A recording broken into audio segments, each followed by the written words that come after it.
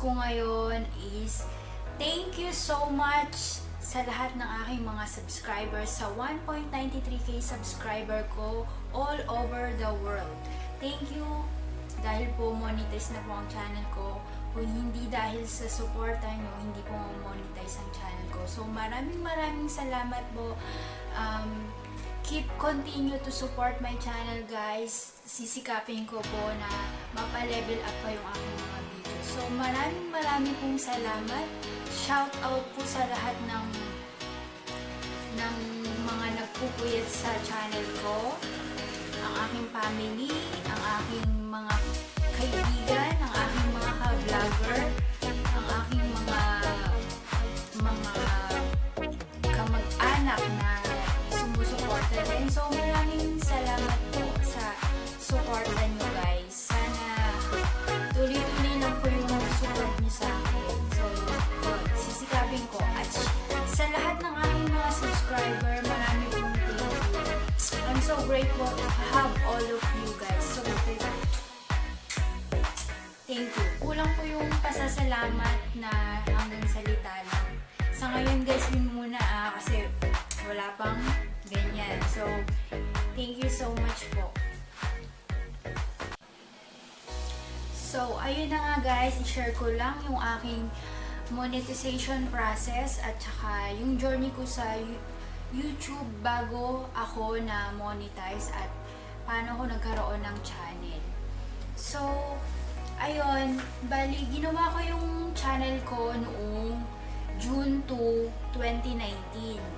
So, June 2, nitong nakaraan lang, hindi ko na ang June lang, June 2, 2019. So, 0 subscriber ako, guys, and 0 watch hours, as in, and 0 videos. So, paano nga ba ako nagkaroon ng YouTube channel? So, may Gmail account ako, and then, pagdating ko sa Gmail account, yun yung sinaitin ko sa YouTube. Ang YouTube kasi, buksan mo siya sa, yung YouTube mo, buksan mo siya sa Chrome, and then gawin mong desktop site. Pag yun ang gamit mo, kapag smartphone ang gamit mo. Then, pumunta ka sa Creator Studio, makikita kang monetization, i-click mo lang yun, and then may lalabas na mga words doon. Pag nakita mo yung monetization, i-click mo lang yun. So, may mga step by step doon, guys, na bali, 4 yun. So, first, second, third, fourth. Gano'n, yun. So, sundin mo lang yung instruction para yung YouTube channel mo ay ma-apply mo sa Google ADSENSE. So, ano nga ba? Gaano ba katagal? So, actually, kahit 0 subscriber ka and 0 subscribers, 0 videos, pwede kang makapag-apply. Ano nga ba yung requirements ni YouTube para ma-monetize ka? So, number 1 requirements niya, guys, is meron ka dapat na 1,000 subscriber and 4,000 watch hours, public watch hours po, para ma-monetize ka sa YouTube. So, ang kailangan ng gawin mo, sipagan mo. So, meron pa akong videos, no, kasi wala pang 1 month nakuha ko po yung 1k subscriber ko. And then, after nun, eto na nga, yung watch hours ko po. Paano ko nga ba nakuha yung watch hours ko? So, bibigyan ko kayo ng tips. So, guys, paano ko nga ba nakuha yung watch hours ko? So, actually, sinipagan kong mag-upload ng parang 4 times a week, ganun. Minsan nga may upload, meron akong week na sunod-sunod siya 7 days. 7 days a week akong nag-upload. So, yun, pag may time ako, nag-upload talaga ako, tsaka kung saan ako. Kaya lang, dumating yung point na sobrang nag-busy kasi ako sa trabaho, guys. Kasi hindi naman ako full-time YouTuber na anytime pwede ako mag-upload. So, ayun. Nakuha ko yung 4,000 watch hours ko sa aking mga subscriber na talagang legit talaga silang sumusuporta sa channel ko, sa mga kaibigan ko. At saka, guys, tips yun nga, nagkaroon ako yung watch hours sa watch sa mga ka-vlogger ko. Pero, actually, hindi ako nagla-livestream eh. Hindi ako dumating dun sa, lately tatlong live stream lang ako, pero hindi ko talaga siya sineryoso. Pero isa sa mga tips yun guys, kung gusto nyo makuha agad yung watch hours nyo is mag-live stream kayo. Walang problema yun, mag-live stream kayo. So, ayun. Sa ano naman, sobrang pasasalamat ko kasi yung mga videos ko talagang napapanood. So, nakita ko naman sa analytics kung ilang porsyento yung mga nanonood. So, mataas po ang porsyento ng nanonood ng videos ko sa hindi po nag-subscribe sa akin. And then, I think 30% po sa subscriber and others, I think 20, parang 20%, ganun. So, yun. So, nagpapasalamat ako.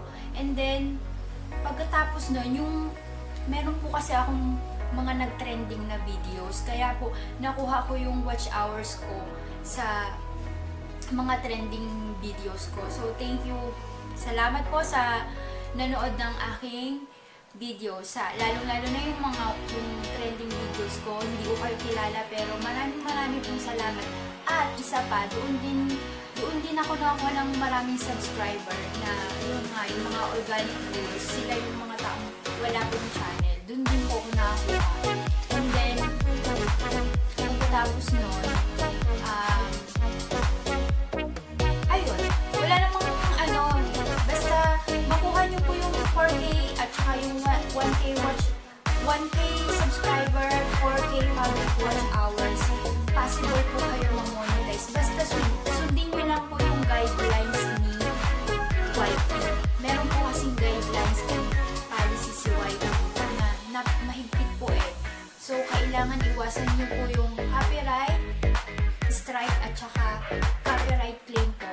Pag may ganun po kayong videos, kasi once na nag-upload kayo ng videos, especially pag reuse videos, kahit yan slideshow, minsan may ganun eh, kasi nakaranas po ako ng ganun. Pero, kailangan guys, wag nyo kahit mag-boom ang views nyan, dahil lang hinayang kayo, nag-boom yung views noon at meron kayong nakang-watch, i-delete nyo na kasi makaka-apekto yan sa channel mo, I promise. So, yung akin, meron din ako mga videos na nag-boom pero dinilit ko siya kasi sabi ko, hindi ko pang hihinayangan yung watch hours kasi hindi rin yun eh. I-delete niya rin yun, ibabawas niya rin yun, hindi rin yun makakount.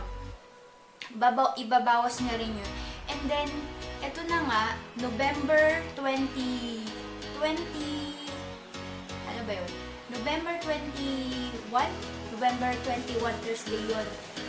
Bali, ang watch hours ko no, ng morning is 66 na lang ang kulang. So, 3,000 something na. So, 66 na nga lang ang kulang. And then, nung pagkagabi, nag-boom pa rin yung trending videos ko. Kaya, hindi ko na nakita yung 4,000 watch hours ko kasi nung chinek ko yung aking watch hours, ang lumabas nito doon, under review na daw ako. So, pagdating ko ng Friday ng morning, nag-message si YouTube sa akin na you are passed for 1K subscriber and 4K watch hours. Tapos, but not yet monetized. So, ang pagkakalam po, under review pa rin. Pero, nagsabi naman siya na 1 month. Kaya, confident po ako na may 1 month naman, just in case. Kasi yung iba po, pagising daw nila, meron na silang ads. Parang wala pang meal si YouTube, may ads na daw po sila. So guys, kasi nga ngayon, nag-upgrade si YouTube. Bali sa December 10 effective, but which is, yung ibang mga policies niya is pinapa-implement niya na early. Actually, nag-message na siya sa mga creator, sa mga vlogger. Meron na siyang advance na mail sa atin. Siguro yung iba hindi pa nababasa na maapektuhan yung ating channel.